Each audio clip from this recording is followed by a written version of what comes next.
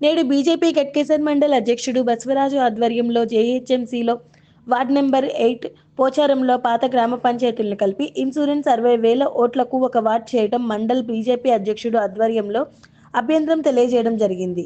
ఈ యొక్క ward number 8ను ప్రజా పాలన పరంగా చాలా ఇబ్బందులు పాలయ్యే అవకాశం ఉంది. గతంలోని పరబ్రహ్మ పాలన జరగకపోగా ప్రజలందరూ అస్తవ్యస్తలకు ఇబ్బందులు పడినటువంటిది ఇప్పుడు 60,000 ఓట్లకు ఒక వార్డ్ చేయడం అనేది భాగ్యం కాదు, పద్ధతి కాదని అధ్యక్షుడు ఆధ్వర్యంలో పోచారం జీహెచ్ఎంసీ ఆఫీసులో అభ్యంతరం వినతి పత్రాలను సమర్పించడం జరిగింది.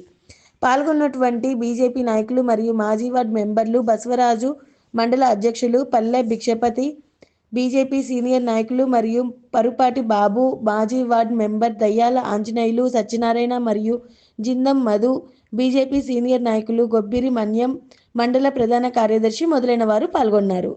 జిహెచ్ఎంసీ పరిధిలో ఉన్నటువంటి ఈ కార్యాలయానికి మేము వచ్చాము. ఈరోజు ఏదైతే కొర్రంల గ్రామం అనేది ఉందో ఈ 5 విలీన గ్రామాలు కొర్రంల గ్రామ పంచాయతీ, వెంకటపురం గ్రామ పంచాయతీ, చౌడం గ్రామ పంచాయతీ, కాచువన్ సింగారం గ్రామ పంచాయతీ, ప్రతాప్ సింగారం గ్రామ పంచాయతీ, ఈ 5 గ్రామాలను గ్రామ పంచాయతీలో ఉన్నటువంటి దానిని పోచారం మున్సిపాలిటీకి అనుసంధానం చేసి కలిపేశారు. సరే అయిపోయింది అనుకున్నాం. మరి దాన్ని ఇప్పుడు జిహెచ్ఎంసీలో కలిపారు. ప్రజాపాలన కోసం చేస్తున్నప్పుడు మరి అన్ని సమంగా ఉండాలి కదా. మరి ఉమ్మడి మండలంలో గట్కేసర్ మండలం ఏదైతే ఉందో ఆ ఉమ్మడి గట్కేసర్ మండలము గట్కేసర్ మున్సిపాలిటీగా ఒకటి ఉంది. దానికి ఎదిలాబాదు, ఔషాపూర్, అంశాపూరు, మాదారం, మరిపెల్లిగూడెం గ్రామ పంచాయతీలు అనుబంధం చేసి ఆ మున్సిపాలిటీలో కలిపారు. మరి అట్లా కలిపినప్పుడు గట్కేసర్ 30,000, ఎదిలాబాదు 18,000, 48,000 ఓట్లకు 2 వార్డులు చేశారు. మన పక్కనే ఉన్న ఫిర్యాదుగూడ మున్సిపల్ కార్పొరేషన్ ఆడ 50,000 ఓట్లు ఉంటాయి. ఆ 50,000 ఓట్లను 2 వార్డులు చేశారు, మేడిపల్లిగా ప్లస్ ఫిర్యాదుగూడెంగా. పక్కనే ఉన్న బోడుపల్లి తీసుకుంటే బోడుపల్ మున్సిపల్ పరిధిలో 60,000 ఓట్లు ఉంటాయి. ఆడ చెంగిచెర్ల మరి బోడుపల్లిగా 2 డివైడ్ చేశారు. మరి ఈ పోచారంకి ఎందుకు 65,000 ఓట్లకు ఒక వార్డు ఎందుకు చేస్తున్నారు? మరి ఏదైతే ఆ మూసి పరివాహక ప్రాంతం ఉందో అది గ్రామీణ ప్రాంతాలు, ఇంకా వ్యవసాయము, పశువులు, గొర్రెలు, మేకలు తోటి ఉన్నది. ఇవాళ దాన్ని అందులో కలిపారు. మేము దాన్ని ఏకీభవిస్తున్నాం. మేము కాంగ్రెస్ పార్టీకి, మేము ప్రభుత్వానికి వ్యతిరేకం కాదు. మరి సమన్వయంతో అన్ని న్యాయం జరగాలి. ఆల్రెడీ పోచారం మున్సిపాలిటీ, ఇస్మాన్ ఖాన్ కూడా, యమ్నంపేట, రాజీవ్ గృహల్ప, సంస్కృతి టౌన్షిప్, అన్నానగర్, పోచారం, నారపల్లి తోటి ఆల్రెడీ 30,000 తోటి ఒక వార్డుగా దీనికి ఎలిజిబిలిటీ ఉన్నది. మరి 5 గ్రామాలు ఈ 30,000 ఓట్లను మళ్ళీ కలిపితే ఇవాళ రేపు అధికారులకు ప్రజా పరిపాలన సౌలభ్యం కోసము ఏమాత్రం సమంజసంగా లేదు. కాబట్టి ఒకసారి ఈ ప్రభుత్వంగా ముఖ్యంగా నేను విన్నవిస్తున్నది ఎందుకంటే రూలింగ్ గవర్నమెంట్లో ఉన్న నాయకులందరికీ నా విన్నపం ఏంటంటే ఈ 5 గ్రామాలకు అన్యాయం జరిగే అవకాశము 100% అవకాశం ఉంది.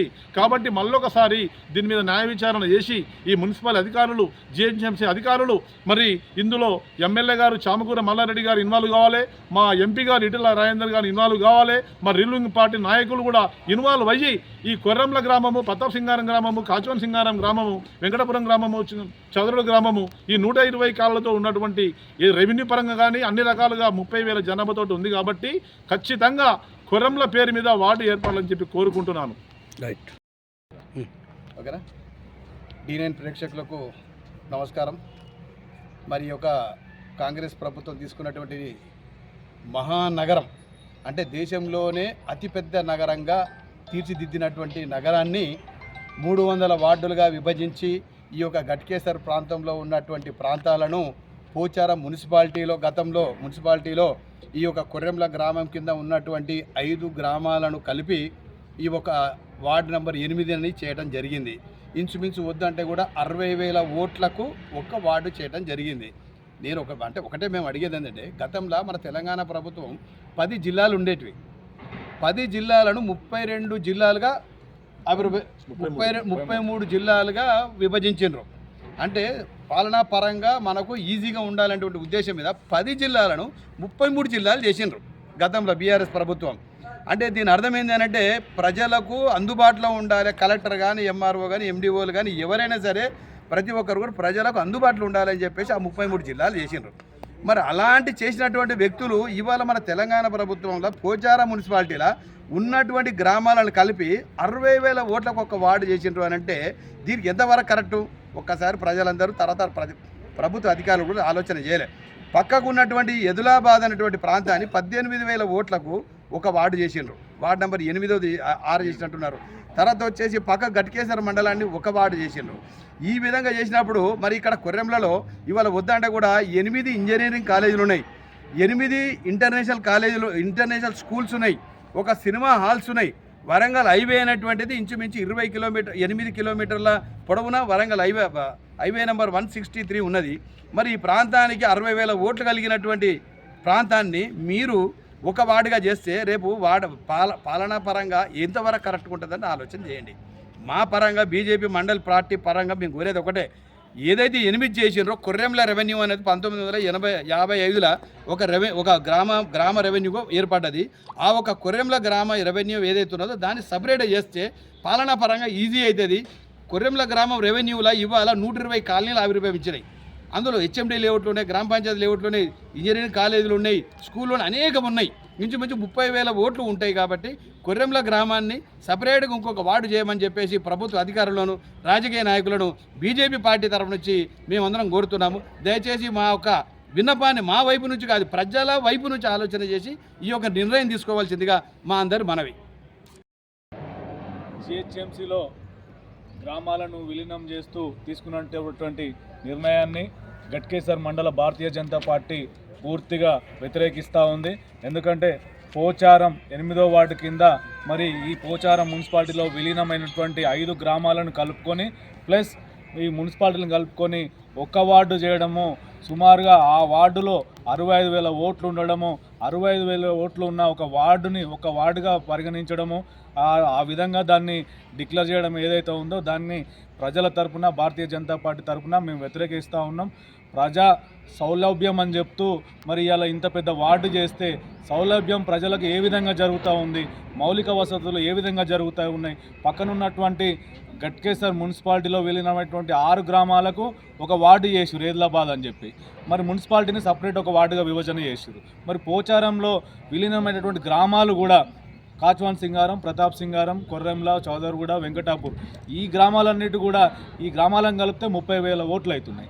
ఈ 30,000 ఓట్లు ఉన్నటువంటి ఈ గ్రామాలను ఒక వార్డుగా విభజన చేయాలి. ఈ పోచారం మున్సిపాలిటీ యథావిధిగా అదొక వార్డు ఉండాలని చెప్పి మేము ఇక్కడ ప్రజల తరఫున, మా పార్టీ తరఫున మేము దీన్ని వ్యతిరేకిస్తూ ఉన్నాం. ప్రజా సౌలభ్యం అంటున్నారు, ఎక్కడ సౌలభ్యం జరుగుతుంది, ఎక్కడ అభివృద్ధి జరుగుతుంది, ఎక్కడ మౌలిక వసతులు వస్తాయి?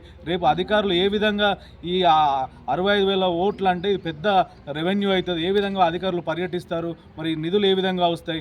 65,000 ఉన్న వార్డుకు నిధులు ఒకే విధంగా వస్తాయి, 20,000 ఉన్న వార్డు కూడా ఒకే విధంగా వస్తాయి. ఇది కరెక్ట్ కాదు, సమతుల్యం లేదని చెప్పి మేము అధికారులను కోరుతా ఉన్నాం. ఆబ్జెక్షన్లు తీసుకుంటున్నారు. ఆబ్జెక్షన్లు కూడా మరి 5 గ్రామాల్లో ఉన్నటువంటి ప్రజలు, ఈ మున్సిపాలిటీలో ఉన్నటువంటి ప్రజలు పార్టీలకు అతీతంగా కూడా ప్రతి ఒక్కరు వచ్చి ఇక్కడ ఆబ్జెక్షన్లు తెలపాలి. ఈ పోచారం కింద ఉన్న 8వ వార్డును 2 వార్డులుగా చేయాలని చెప్పి మేము అధికారులను కోరుతా ఉన్నాం. ప్రజలందరూ, రాజకీయ పార్టీ నాయకులందరూ, మరి ఇది రాజకీయాలు కాదు, ఎవరు వ్యక్తిగతం కాదు, అందరూ స్వచ్ఛందంగా ముందుకు వచ్చి ఈ 2 వార్డులు చేసినట్టయితే సౌలభ్యం ప్రజలకు జరుగుతుంది. అప్పుడు అధికారులు పర్యటించినా కూడా వారికి ఈజీ అవుతుంది. మరి ఆ నాయకులు రేపు రిజర్వేషన్ ఎవరు వచ్చినా కూడా మరి పరిపాలన చేయడానికి ఈజీగా ఉంటుంది. కానీ ఇంత పెద్ద వార్డు చేస్తే రేపు అన్ని రకాలుగా ఇబ్బందులు ఎదుర్కొంటాం. ఇటీవల గ్రామ పంచాయతీలు ఉన్న వాటిని ఈ మున్సిపల్లో కలపడం వల్ల మున్సిపల్ అధికారులు సకాలంలో మరి స్పందించక అనేక ఇబ్బందులు ఎదురవుతున్నాయి. మౌలిక సదుపాయాలు లేక గ్రామాలు ఇప్పటికే చాలా అభివృద్ధి గ్రామాల్లో కుంటపడింది. రేపు ఈ మున్సిపాలిటీని తీసుకుపోయి జిహెచ్ఎంసీలు వేసారు. జిహెచ్ఎంసీలు ఉన్నటువంటి 150 వార్డులకే ఇవాళ ఇక్కడ దిక్కు దివాలనే పరిస్థితి. ఏదైతే ఆ జిహెచ్ఎంసీ 150 వార్డులకు వస్తున్నటువంటి ఆదాయంతో జిహెచ్ఎంసీ నడుపుతున్నారు తప్ప ప్రభుత్వం ఇప్పటి వరకు ఏకైనా రూపాయి కూడా మరి జిహెచ్ఎంసీకి కేటాయించిన పరిస్థితి లేదు. ఆ 150 వార్డుల పరిస్థితి ఆ రకంగా ఉంటే రేపు 300 వార్డులు విభజన చేసి పాలన ఏ రకంగా అందిస్తుంది ప్రభుత్వం? ఏ ప్రణాళికతోటి ముందుకు వచ్చింది? ఏ ప్రణాళికతోటి సమతుల్యం లేకుండా ఏ విధంగా ఈ వార్డుల విభజన జరుగుతూ ఉంది? ఎవరు మెప్పు కోసం, ఎవరు మేలు కోసం ఇది చేస్తూ ఉన్నారు?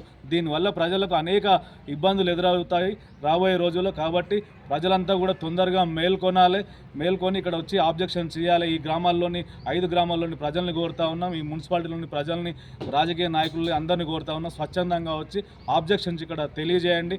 ఈ వార్డుల విభజన జరిగేంత వరకు మనందరం ఒక ఐక్యతగా ఉండి మరి కొట్లాడాలి అధికారులతోటి అని చెప్పి తెలియజేస్తా ఉన్నాం. అందరూ చూడు 2 నిమిషాలు మాట్లాడు, 2-3 కొట్టు ఏదో మంచిగా